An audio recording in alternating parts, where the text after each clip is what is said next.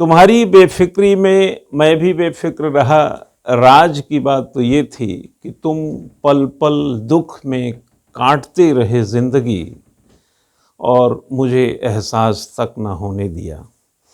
जहाँ उम्मीदें पनपती हैं दोस्तों, मित्रों, साथियों, ये एक छोटा सा वीडियो है, हमारे साथ यात्रा कीजिए। वैसे मैं जहाँ पर भी मंचों पर अपनी बातें कहता हूँ, चाहे गोवा हो, मुंबई हो, दिल्ली हो, सिंगापुर हो, हांगकांग हो, दुबई हो, ऐसे कई मौके हमारी ज़िंदगी में आए। ऐसे सैकड़ों मौके होंगे जहाँ पर बहुत सारी बात कहने का मौका मिला, बट अपनी ज़िंदगी से जुड़ी बात कहने के मौके बड़े कम पाते हैं लोग। जब हम लोग अपने ज़माने में सिविल सर्विसेज की तैयारी के दौर में थे, वक्त धीरे धीरे हाथ से निकलता जा रहा था, उम्र एक नई चढ़ान की ओर थी, करियर एक नए परवान की तलाश में होता था, तब दिमाग में यही चलता था कि आखिर जो उम्मीदें हैं, जहाँ उम्मीदें पनपती हैं, इसकी जब टोह ली गई, इसकी खोज की गई, इसकी खोज खबर की गई, तो लगता था कि अपने जीवन में क्या होगा ये उतना महत्वपूर्ण नहीं है, लेकिन जो उम्मीदें पनपा के बैठे हैं, अगर कुछ ना हुआ तो उनके जीवन में भी ज़रूर फर्क पड़ जाएगा।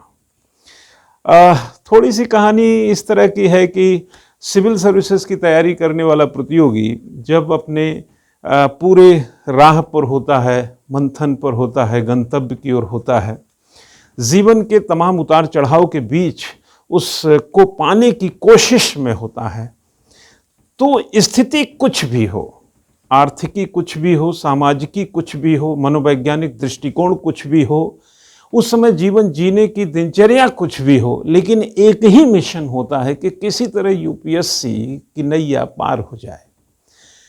कभी कभी घर में तमाम परेशानियां होती हैं, दुख होते हैं, कष्ट होते हैं, माँ बाप की तबीयत भी खराब होती है, हॉस्पिटल में भी हैं, तब भी बच्चों को सूचना नहीं है।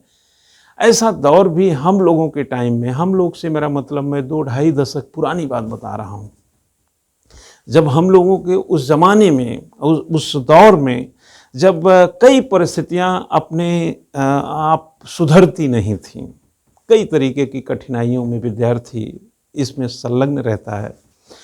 जहाँ उम्मीदें पनपती हैं कि एक छोटा सा सारांश ये है कि देश के हर पिता में, इस दुनिया में, खासतौर से मैं भारत की बात करूं तो भारतवर्ष में रहने वाले हर पिता में अपनी संतान को लेकर के, अपने कैरियर के पॉइंट ऑफ व्यू से उसके एक उम्मीद पनपती है।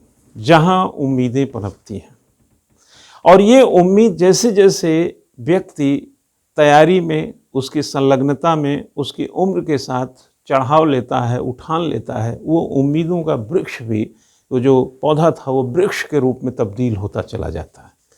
10 से 12 लाख लोग इस सिविल सर्विसेज में फॉर्म भरते हैं। 600-700, 800, 1000 के आसपास ही प्रतिवर्ष के दर से वैकेंसियाँ कम ज़्यादा होती रहती हैं कि ही सपने पूरे होते हैं। आखिर 1000, 800, 900, 700 के बाद बाकी जो लोग हैं वो कहाँ जाते हैं? क्या उनके इर्द गिर्द जो सपने बुने गए और उनको लेकर के जो उम्मीदें पनपाई गई, उन उम्मीदों का क्या हुआ? मैं उन तमाम प्रतियोगियों को यह आगाह करना चाहता हूँ कि आपकी तैयारी सिर्फ आपके लिए कैरियर हो सकता है, आपके लिए एक अच्छी ज़िंदगी हो सकती है, आपके लिए रुपया, पैसा, अच्छी सैलरी, सुविधा का एक रास्ता, एक ज़िंदगी का आयाम हो सकता है। लेकिन इस ज़िंदगी के आयाम के आगे पीछे अगर आप टटोल के देखेंगे तो आप पाएंगे कि इसके इर्द गिर्द कई लोगों की उम्मीदें हैं जो कराह रही हैं। मैं हमेशा कक्षा में बोलता हूँ कि आप कुर्सी पे अकेले नहीं बैठे हैं। कुर्सी के एक तरफ आपकी माँ तो दूसरी तरफ आपके बाप हैं। इस क्लास में जितने स्टूडेंट हैं उसके 2 गुना लोग और बैठे हैं। आप अपनी माँ बाप की उम्मीद लेके आते हैं, आप अपने जीवन के उठान को, चढ़ाव को, अपने जीवन को एक ऊंचाई देने का एक उम्मीद आप भी लेकर आते हैं। आप एक संतोष लेकर आते हैं, सोच लेकर आते हैं, इस संदर्भ को लेकर आते हैं कि वक्त के साथ हमारे अंदर भी और इस जीवन में भी बदलाव आएगा। इस बदलाव को पाने के लिए आपको नहीं थकना, आपको न जाने कितने कांटों भरे रास्ते से गुजरना होता है। यह बात आज के टाइम में लगता है कि बेकार की बातें हैं। जहाँ मोबाइल है, गाड़ियाँ हैं, अच्छे मकान हैं, अच्छी सड़कें, अच्छी सुविधाएं हैं, खान पान की व्यवस्था है, ये बच्चे आखिर क्या समझेंगे। हम लोग तो किसान परिवार से थे, जहाँ की गेहूँ अगर बिकता था तो बीएससी की फीस जमा होती थी। जहाँ हम लोगों को चावल की खेती का इंतज़ार होता था कि अच्छे कपड़े मिलेंगे, तीज त्यौहार में जलेबी और मिठाई मिलेगी, खाने के लिए अच्छे भोजन तब बहुत अच्छे मिलेंगे जब घर में रिश्तेदार आएंगे। ये बच्चे क्या समझेंगे आखिर। लेकिन मैं उन बच्चों को आगाह कर दूं कि ये सुविधाएं हमेशा नहीं रहेंगी। सुविधाएं हमेशा तब रहती हैं जब जैसे एक पीढ़ी के बाद दूसरी पीढ़ी, दूसरी के बाद तीसरी एक लगातार सतत प्रक्रिया में रहती है। वैसे ही आपकी कैरियर अगर बेहतर नहीं होता तो ये जो सुविधाएं हैं एक समय के बाद रुकती हैं।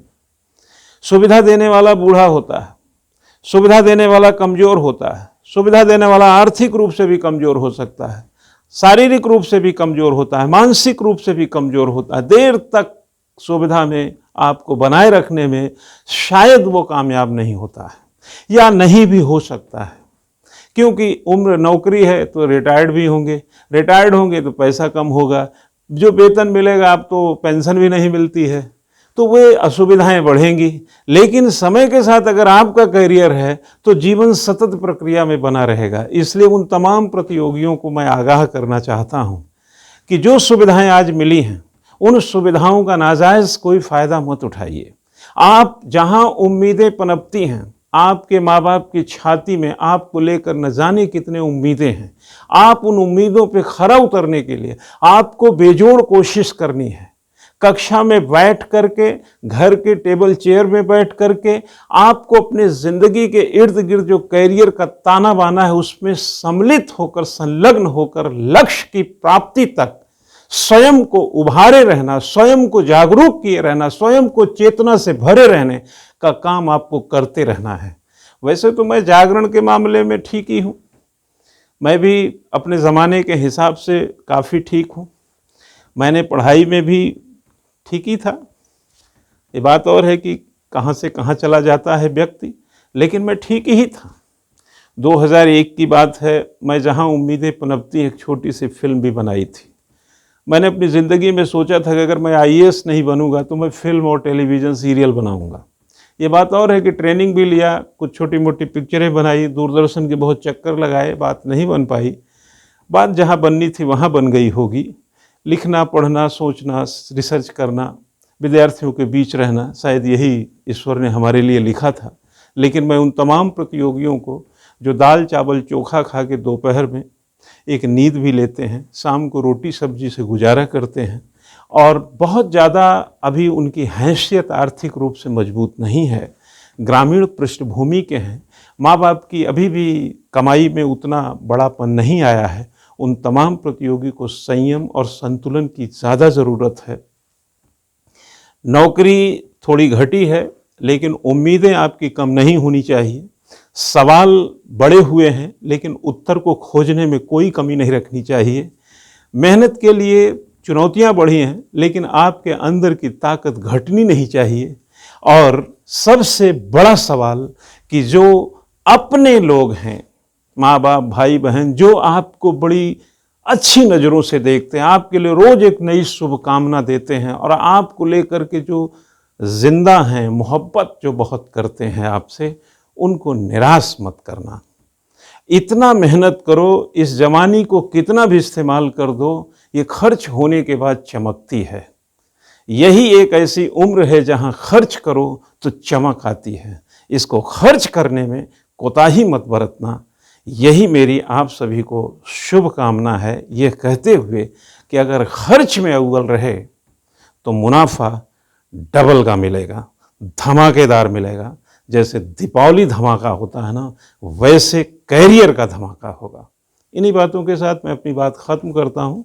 Thank you very much. आप लोगों ने इस बात को सुना, समझिए क्यों कहना चाह रहा हूँ, क्या ज़रूरत थी इसकी। ज़रूरत जिसको है वो ले लेगा और जिसको लगता ज़रूरत नहीं है वो भी थोड़ा सा ले ले, क्या फ़र्क पड़ता है। Thank you.